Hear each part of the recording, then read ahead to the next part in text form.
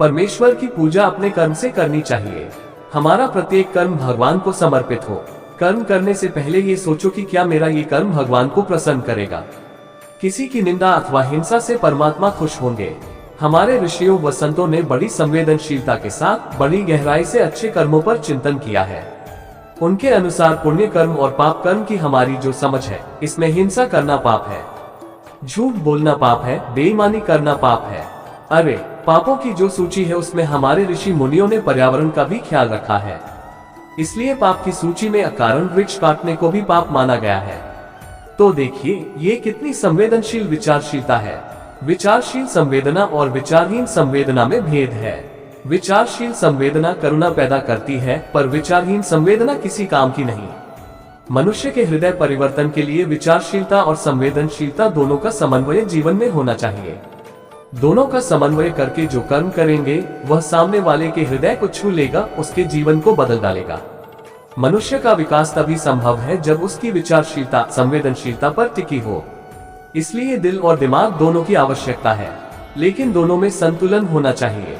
जब विचार और भावना का संतुलन करके तुम कर्म करोगे तो तुम्हारे ही भीतर एक लय, एक संवाद कायम होगा, एक हार्मनी पैदा होगी और तुम्हारा जीवन प्रेम और संगीत से भर जाएगा। तुम्हारे जीवन में शांति रहेगी, आनंद रहेगा, मस्ती रहेगी। फिर जीवन बोझ नहीं, तुम खिले हुए गुलाब की भांति मुस्कुराओगे, उन्नति और विकास की ओर अग्रसर होगे। और सच मानिए तो यही धर्म है। और यदि हमारे जीवन में न संगीत होगा, न खुशी, न मस्ती और न मुस्कुराहट होगी तो फिर हम जो भी कर रहे हैं, जैसा भी कर रहे हैं, वह सब अधर्म रूप है। इसलिए भगवान ने गीता में कहा है कि अपने कर्म को भगवान से युक्त होकर करो।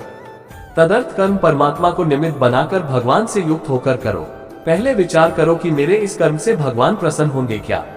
मैं निंदा करूंगा, किसी का बुरा चाहूंगा, किसी को गिराने की भावना रखूंगा, हिंसा करूंगा तो भगवान प्रसन्न होने वाले नहीं हैं। इसलिए पहले ये सोचो कि भगवान को प्रसन्न करने वाला मेरा कर्म है कि नहीं। कर्म में आगे सोचो तो दूसरी बात होगी मुक्त संग होकर कर्म करना। जो कर्म करो वह संग यानी आसक्ति से मुक्त होकर करो। कैसी आसक्ति? फल की आसक्ति। आसक्ति के बारे में सूक्ष्म सोचने पर यह देखने को मिलेगा कि जो आसक्ति है वह जा भी सकती है। आसक्ति है ही हटाने लायक चीज। छोड़ो, उसे जाने दो, उसे मिटाओ, क्योंकि जहां भी आसक्ति आई वहां आग्रह आएगा ही। आग्रह की मां का नाम है आसक्ति। जहां भी आसक्ति आएगी वहां उसका लाडला बेटा आएगा ही। और जहां आग्रह आया वहां तनाव रहेगा। तनाव आग्रह के साथ जुड़ा हुआ रोग है, और तनाव के प्रभाव से तुम जीते हो तो कहीं न कहीं तुम गलती कर दोगे। फिर दिमाग का संतुलन बिगड़ेगा, वाणी का संयम चला जाएगा, तुम अनाप शनाप बोलने लगोगे, तुम गुस्से से भर जाओगे और जब तुम क्रोधित होकर कर्म करोगे तो तुम हारते जाओगे, होते चले जाओगे। इसलिए मुक्त संग बनकर आसक्ति को छोड़कर कर्म करना चाहिए। लगाव एक अच्छा साधन है, लेकिन हम चिपट गए तो वह आसक्ति बन जाती है और हम आसक्ति के गुलाम हो जाते हैं। हम साधक हैं और आसक्ति साधन है, लेकिन होता यह है कि हम साधक मिट जाते हैं और उसके साधन बन जाते हैं। क्रोध को साधन बनाओ तब तक ठीक है, लेकिन समस्या यह है कि हम क्रोध के साधन बन जाते हैं। तुम मोटर कार को चलाते हो तो उसे अपने कंट्रोल में रखते हो, पर जब वह तुम्हारे नियंत्रण से बाहर हो जाती है तब दुर्घटना की आशंका बढ़ती है। धन्यवाद।